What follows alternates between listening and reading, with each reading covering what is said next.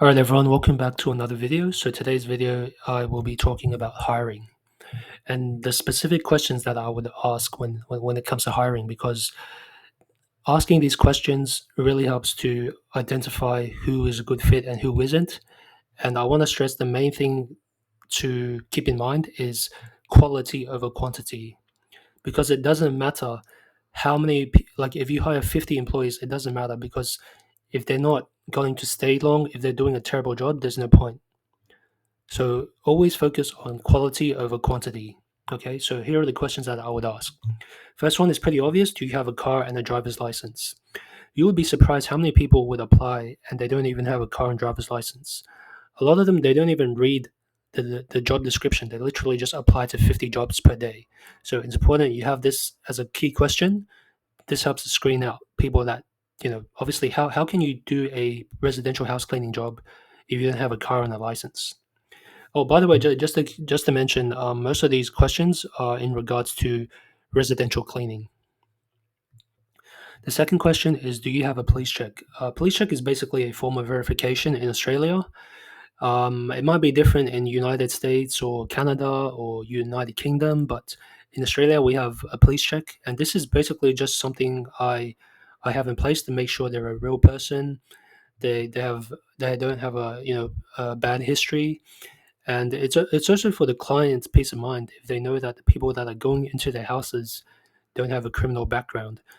This is also very good because um, yeah, you can kind of promote this as like, we all our cleaners are screened. They're not going to steal your stuff. So yeah, you can use this in your marketing as well. Can you speak and understand English? This isn't mandatory. I would prefer if they can speak and understand English, but it just makes it a lot harder if they don't understand or speak English because they can't read instructions, they can't understand things, and it just makes things a lot harder. So I prefer to hire people that have fluent English. Cleaning experience, that's pretty obvious why you would ask that, so I'm not going to cover that. Do you enjoy cleaning? This is actually more of a behavioral question, but you want to you want to find people that have a good attitude. If they're applying to a cleaning job and they don't even enjoy cleaning, to me that's a huge red flag, and I wouldn't hire anyone who takes no to this question. If they're saying no, then why even apply to a cleaning job if you don't enjoy cleaning? Like, it's not really a sustainable employee, in my opinion. Are you someone that has high attention to detail? That this is pretty obvious why you would ask that. So I'm not going to cover that. Are you open to receiving feedback? This is more to do with the attitude. I think if they're open to receiving feedback, then they'll make good employees because they can change, right? For example, not everyone starts off whenever I hire someone, they don't always start off cleaning, doing an excellent job cleaning straight away, right? Some of them take some time, and some of them are kind of have that accountability. They're willing to take feedback on, but others, even if they're good cleaners, others will take it very personally, and over time they'll just start to be less and less.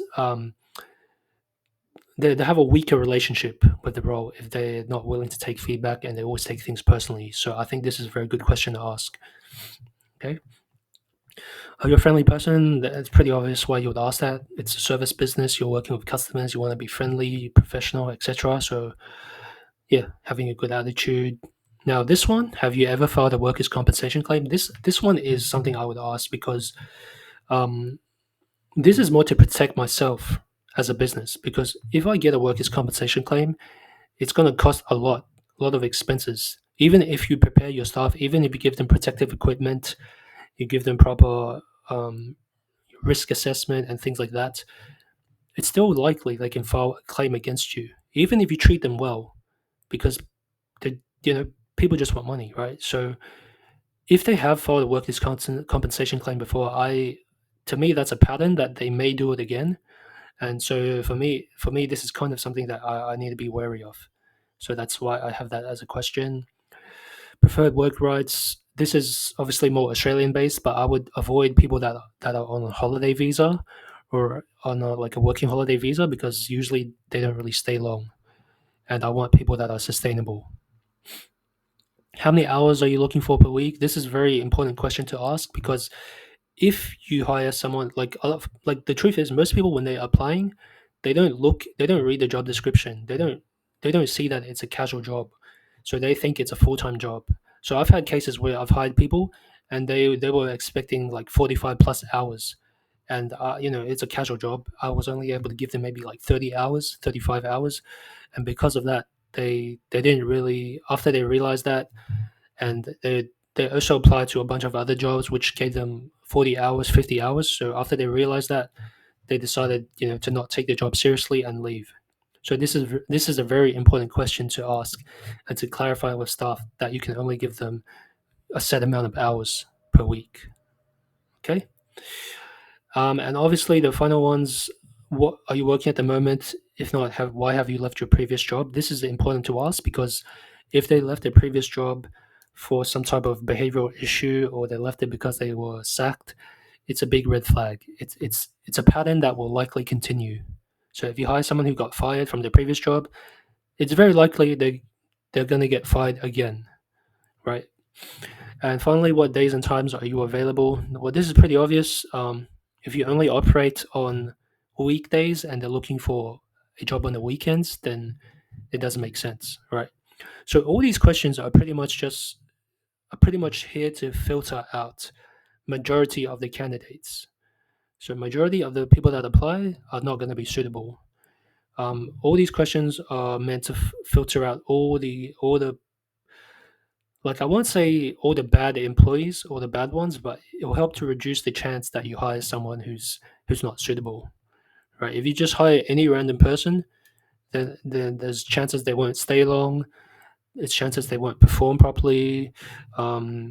They may be looking for more hours, or they may leave just after like 6 months, or they may file a claim against you. They may not be able to deal with rude customers. They may be very unprofessional on the job. So yeah, obviously they don't have to tick every single one of these. I'm not saying they have to meet every single one of the criteria, but it is good if they meet at least most of these questions, most of these conditions. So yeah, that's what I do when it comes to hiring residential cleaners.